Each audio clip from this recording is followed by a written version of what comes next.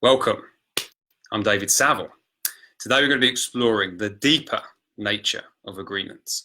As a coach, you will know agreements, you'd have used them, you'd have probably been embodying them for a very long period of time, and yet it can be something that is often forgotten about because it's one of the early things that we've brought to our awareness.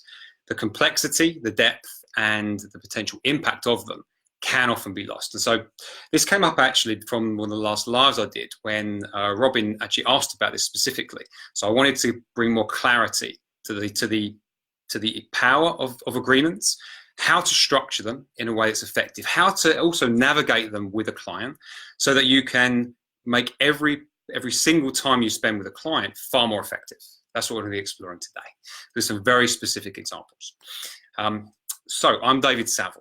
I mentor coaches to discover their deep USP, what is truly unique about them that can be built and molded into higher quality services and create a gravitational pull towards them or the right kind of clients for them. Welcome to the Superhuman Life Coach Live. And welcome, Monica. Welcome. I know there's lots of good stuff here today. So this actually came up because although I've been using agreements for years and very effectively. In fact, when I was starting out, it really helped it's like closing a door between the world and the conversation we're about to have. So it was a really good practice to have them in. I used to send them in my emails, my messages to clients, to people before I coached them. During, there were so many layers of agreements I would put in, which was more for me than them actually in lots of ways, like changing the way I was approaching things. It's incredibly effective. And then over time and over the years, and obviously I've been training coaches for a few years now, since the beginning of 2016. So in recent months, I've become a bit complacent with them because I embody them. I live through them. Whenever I'm in a conversation with someone, I am embodying that agreement, and it's kind of been a subconscious communication of them. However, it's nowhere near as effective as consciously, overtly communicating them.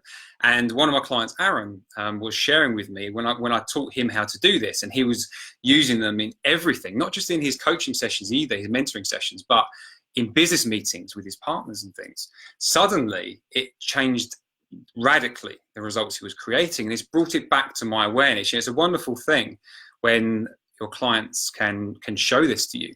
It's like, oh yes, it occurred to me my complacency and why this is so important. And I'll be sharing with you in a moment, just at the weekend when I brought this into a group training session, just how impactful it was. So I'd like to share some benefits actually. So agreements can be in any form, in anything you do with a client, but I'm going to be exploring specifically the beginning of a session. And it doesn't matter if it's a session with the first client or an ongoing client actually, but it's extremely relevant to begin to set the foundations for what's possible. So here are some of the benefits. So one is like teaching people how to be coached. People don't know this.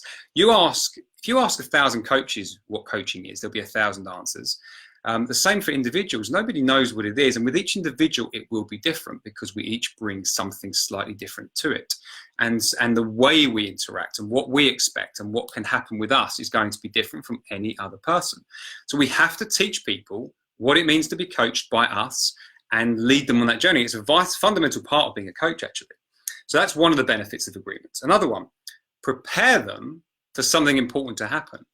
In most conversations, nothing major occurs. In most experiences, unless it's bad, there aren't major shifts happening for most human beings most of the time. So by bringing an agreement that something could happen, you're bringing that person's attention in, making it far more likely. Bringing into the moment as well. People come like filled with a busy life, filled with stress, filled with the stuff that they haven't done yet, the stuff they're going to do next, filled with time pressure and life pressure and all the things that people experience. We need to bring them into the moment, into this moment. So they drop away everything except what could happen between us in the next few minutes or hours. Also expands the potential for impact. And this is where it's good with ongoing clients too, because ongoing clients have an expectation for something meaningful to occur, something profound to happen if you're good at what you do. But that doesn't mean there's not even more that is possible. By bringing the agreements in, it expands even the potential for great things to happen, even with people you've worked with for a very long time. It can really upgrade things. And then the final one, although there's more, but I think this is probably the most important. It's kind of like it's an invitation for you to be unleashed as a coach, to be radically honest, caring and supportive in a way that no one else ever has, really, probably in that person's life, because most other people have an agenda. There's something else they want except for that person to develop, right? And to create something amazing. There's always something, their own fears projected, or what they think is possible, but we don't have any of that. So by having strong agreements at the start, we get to be fully unleashed. So the benefits are innumerable and profound. So that's me setting the stage for why agreements are so important, and important for advanced coaches, especially because you can use more of your expertise and bring this to bear, but obviously good for everyone too. So yeah, this is it. So I've been complacent, right? And then when my client referred back to me, the impact it had very quickly on every single mentoring session he was having with his clients and with other conversations he was having, it just reminded me of this importance. So at the weekend, I trained these coaches. I've got 5 coaches in this group, Superhuman life coach training, right? And what we're exploring, we do these 10-minute sessions where during that time, I give them certain aspects of coaching, pure coaching. Like there's this 7 elements of pure coaching that I've kind of evolved from my own way of doing things. And I teach them different aspects of that. And so they have 10 minutes with which to do this. And there's certain conditions set up. But this time I decided to bring in an agreement. So I did it this way. I brought in an agreement for all of us first. And that was, even though this is a training, are you willing, when you're being coached, for something meaningful to occur that could be permanently life-changing? So that's the kind of agreement that I made with them. Because it's a training, right? They're practicing, they're rehearsing, they want to get better as coaches. So there's an expectation of practice as the fundamental part of this. Now, even with that, there's always something profound does occur, and does occur for some, if not all people, right? It's just the nature of the work that we do. But by bringing this agreement in, I wanted to see if it would change things. So I brought that in. Then I also gave them an agreement that they had to have one agreement at the start of each session as well, which was like that. It's like, are you prepared for something meaningful to occur? Something like that, something life-changing to occur. And then the person has to say yes to that. And I'll explain more about that afterwards, actually, about how you gauge that, but we'll come back to that. So that was the setup. And immediately it was obvious the difference. Every single session, people brought up to the surface way more than they might have done otherwise. Each one has created a seed for permanent life transformation that will be echoing out in the months to come because of a direct result. And it was profoundly different. I had messages from them saying how much more it was even than normal. So that was 10 minutes. It doesn't take a long time. No matter how long you're going to be spending with someone, bring the agreements in, you make far better use of that short period of time. So that was just 10-minute sessions. Whatever time you have with a client, if you bring this in and you do it in a certain way, you will radically improve the results you have. It's phenomenal. So that was that agreement. Right, so I want to give you some examples, right, things to do. Now, I've done many over the years, changed them in many different ways. So a way to go about it is to think, right, what do I need? How do I need someone to be? Like, in what state or what attention do I need someone to give to this to be able to create? And that can help formulate the questions. So one of them might be, like, you need them to not be thinking about things outside of the session, right? So if that's the case, like you've got a client with a busy mind, then one of the agreements needs to be, are you willing to set down whatever happened before you came to this session and to be fully present here as best you can, and have that be an agreement, right? Is that possible?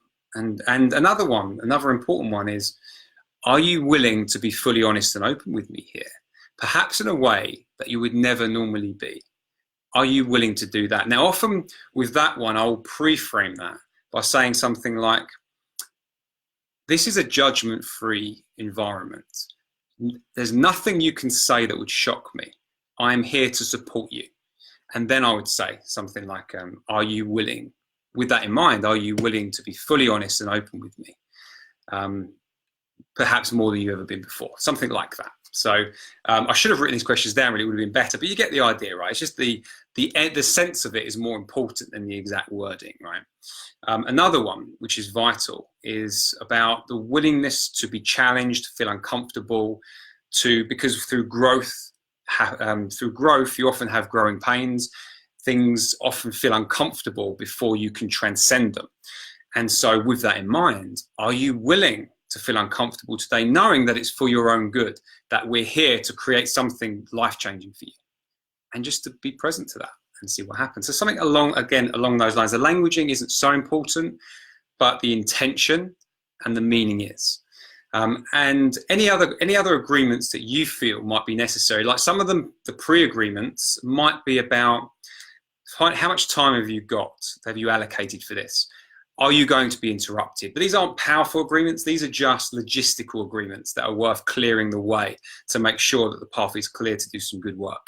And then you can get to the meaningful ones. Now, I've used these in workshops and talks, and when I do, it creates a different environment. When I've done workshops and interactive talks, I have a very high rate of something happening that's permanently transformational during them. And it's because at the beginning, I will draw them in. I get them to agree to these things, because when they do, it means they're here and they're ready to work. And when someone's like that, much more can occur. Now the asking is obviously the first part of the agreements, right? It's having the agreements that you feel are the most important. And then it's listening for the yes. And this is where, again, this is like the advanced skill, but you can obviously do it as best you can, no matter where you are in your development. And this is where you don't just listen with your ears, you feel into what the person said. So when someone says yes, do you believe it? Do you actually believe that they meant it when they said it? If you don't just move on, because that's a big mistake. Many times, because one of the things I do with my coaches is I see their sessions and then I critique what I've seen. They record these volunteer sessions for me, and then I can see what they've actually done, so I can give them direct upgrades. And so I've seen a comment come through, is distracting for a moment. I'll read that in a second, Monica. Thank you.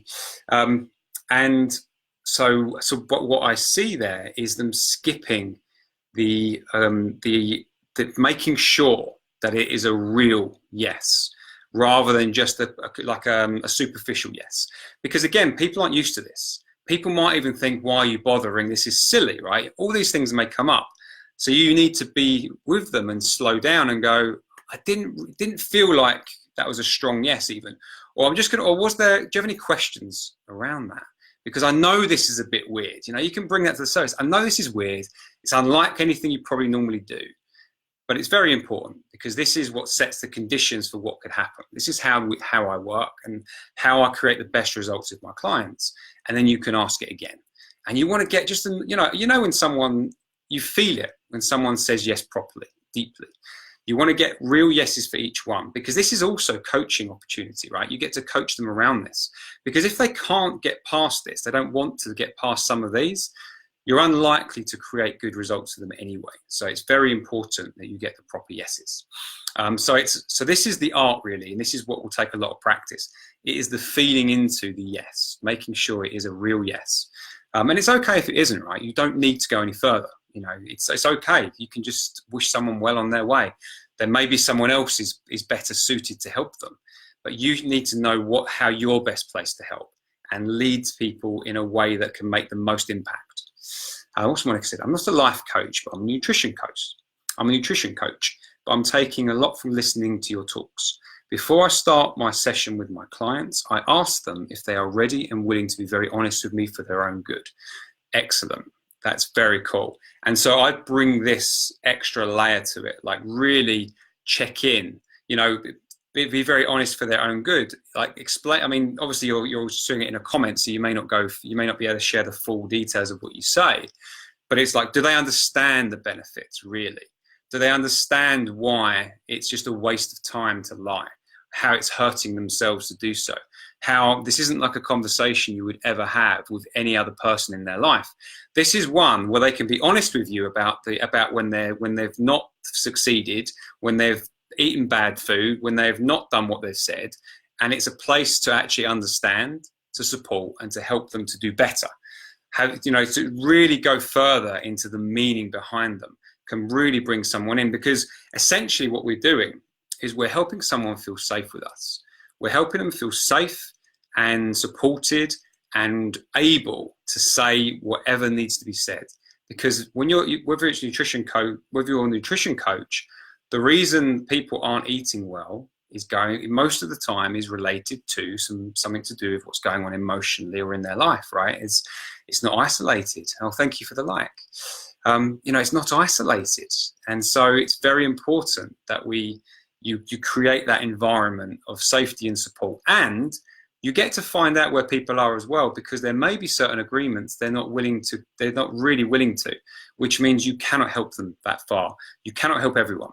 You'll get better at figuring out where people are in their development. That means, yes, we're good to go. And for me, for instance, when someone's not, because the work I do is quite advanced, if someone's not ready for that, that's okay. I've got these videos, right? I have other things. I have other clients actually that I will refer people to, other coaches. So nothing bad happens, right? It's okay if people aren't ready for it, but it's important we bring them in to give them the best chance when we are. Yeah, that was it really. So yeah, that was the final thing really. It's like, test out. If they say yes and you don't believe it, ask again. Pull out of them why they haven't said yes in the way that you would expect them to. And then that could often be something that opens up a beautiful path of exploration anyway. So formulate your agreements based upon how you need someone to be. Ask them with deep attention to how they're being received and the yeses you're getting. If you don't get a real yes that you feel, question it, challenge it, ask more, and be willing for the person for it not to be right for them, right? For this to not be for them, and they maybe need to go somewhere else. That's okay. Maybe they come back another time, right? Maybe this isn't the place. It's okay to end the session at that point if someone's not truly engaged, because it would save your time and save theirs. But I strongly recommend that you bring this in and you test this out, because it will make an immediate impact. You're very welcome, Monica. Very welcome. So test this out. It's the most important thing. Go away, make an impact immediately, and notice what it does for you. Depending on where you are will depend on how you need to upgrade your agreements.